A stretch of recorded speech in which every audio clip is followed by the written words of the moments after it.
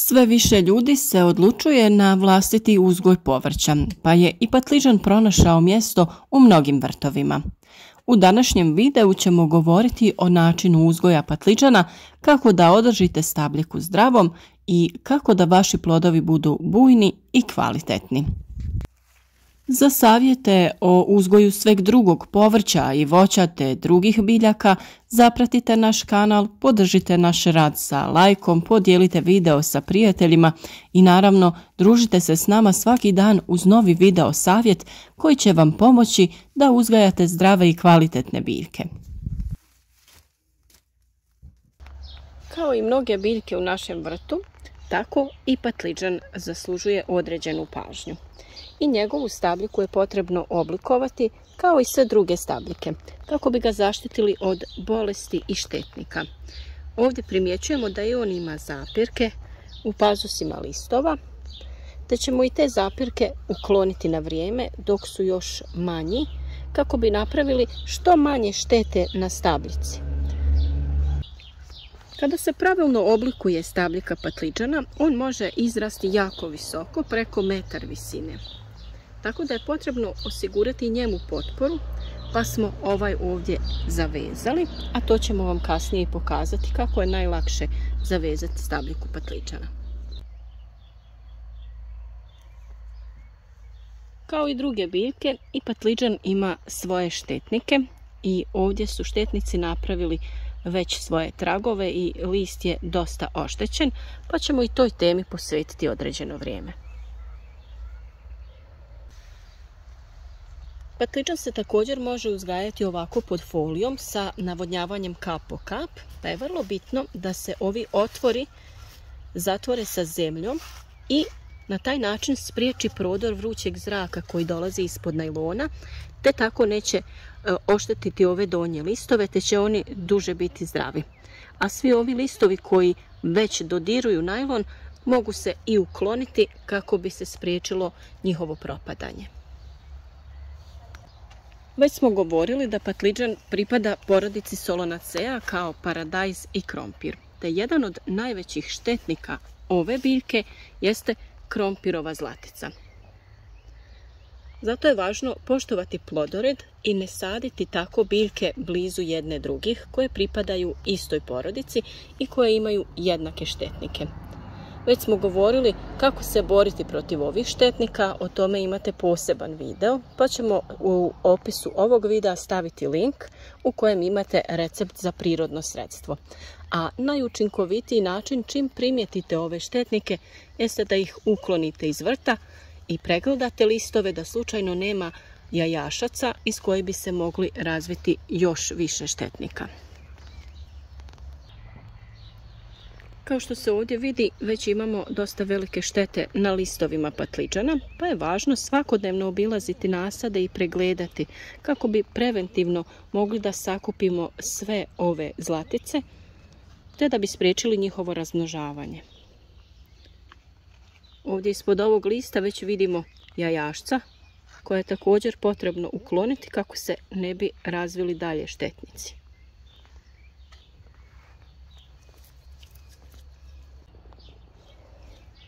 Već smo vam prije na drugim biljkama pokazivali kako prepoznati glavnu granu. To je ova središnja grana, iz nje idu listovi, a iznad svakog lista imate zaperak koji je potrebno ukloniti kako bi se biljke rasteretilo. Uklanjate ga jednostavnim pokretom u stranu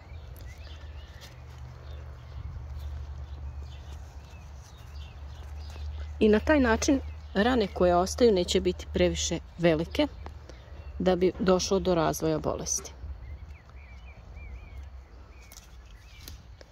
Kada uklonimo te zapirke, biljka dobija prozračnost i neće dolaziti do mogućnosti pojave različitih gljivičnih oboljenja, jer će se biljka lakše sušiti, isto tako i listovi će lakše da se osuše nakon kišnog razdoblja ili ovako ako se uzgaja u plasteniku, kada se plastenik prozračuje, lakše će se sušiti i biljka i listovi. Listove koji dodiruju najlon ili tlo možete ukloniti. Vrlo je važno ne dirati ostale listove jer oni biljci služe za fotosintezu i ukoliko ih hranite folijarno, to jest preko lista, da je usvajaju hranjiva koja će lakše biljka usvojiti na taj način.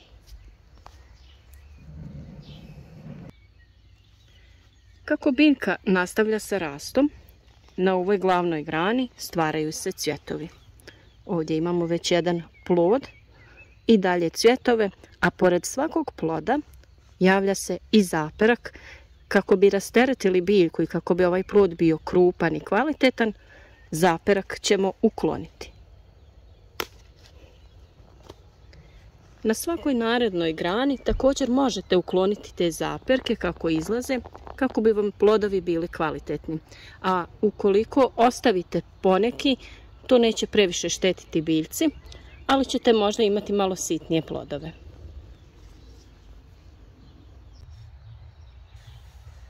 Nakon što ste gotovi sa poslom, obavezno sve ove biljne ostatke pokupite i iznesite van iz vašeg vrta ili plastenika kako bi spriječili razvoj bolesti.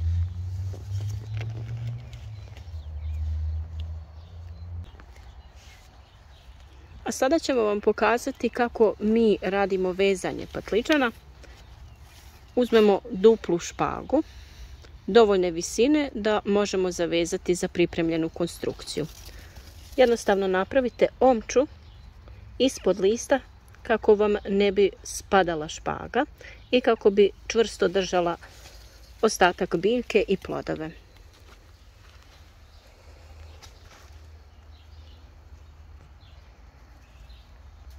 Vi možete biljku zavezati samo sa jednom špagom i omotavati je oko nje, a možete je ovako staviti duplu kako bi osigurali da može čvrsto da drži biljku i njene teške plodove. Sada ćete, kako biljka raste, njenu centralnu granu omotavati oko špage, a svaki eventualni zaperak koji poželite ostaviti možete prisloniti na ovu pomoćnu špagu.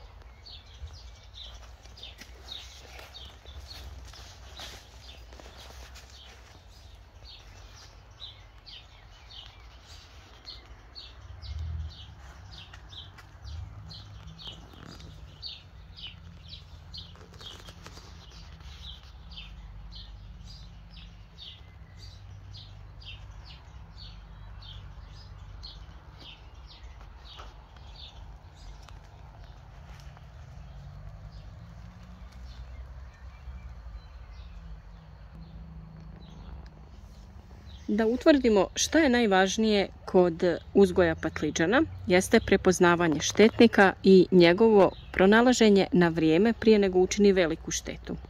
Druga stvar je održavanje stabljike kako bi bila prozračna i otporna na bolesti, te prepoznavanje ovih zaperaka.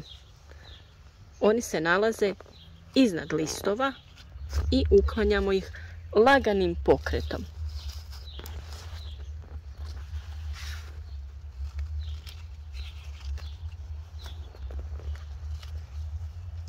Iznad svakog lista pronalazimo jedan zaperak i kada njega uklonimo, sva hranjiva će ići direktno u plod i neće bespotrebno se trošiti u lisnu masu.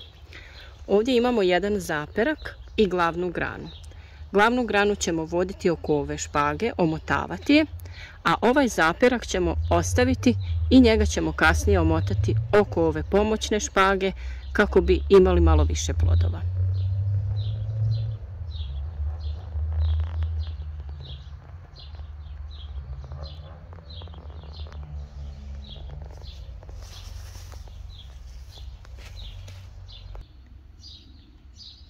Vrlo je važno i pravilno prihranjivati biljke. U početnom stadiju biljci je potreban fosfor kako bi kvalitetno razvila svoj korijen. Mi smo tada koristili tečno hranjivo VP Fos i biljka se kvalitetno ukorijenila, a samim tim kada ima dovoljno fosfora, korijen se pravilno razvija te je biljka kasnije u mogućnosti da pravilno usvaja sva ostala hranjiva koja su joj potrebna za razvoj.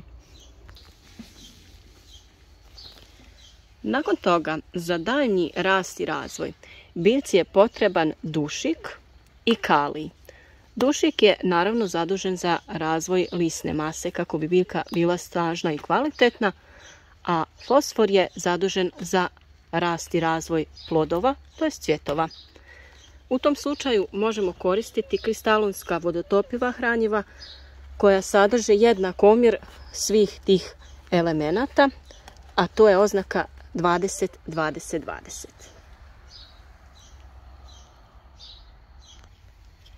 Ukoliko redovno pratite naš kanal, već su vam poznati svi ti termini i već znate koje hranjivo je potrebno dati biljci u kojem stadiju razvoja. Nadamo se da vam je ovaj video bio od pomoći i da ćete se svaki dan družiti sa nama, jer svaki dan vam donosimo novi video sa novim savjetima kako da vaš uzgoj bude što uspješniji.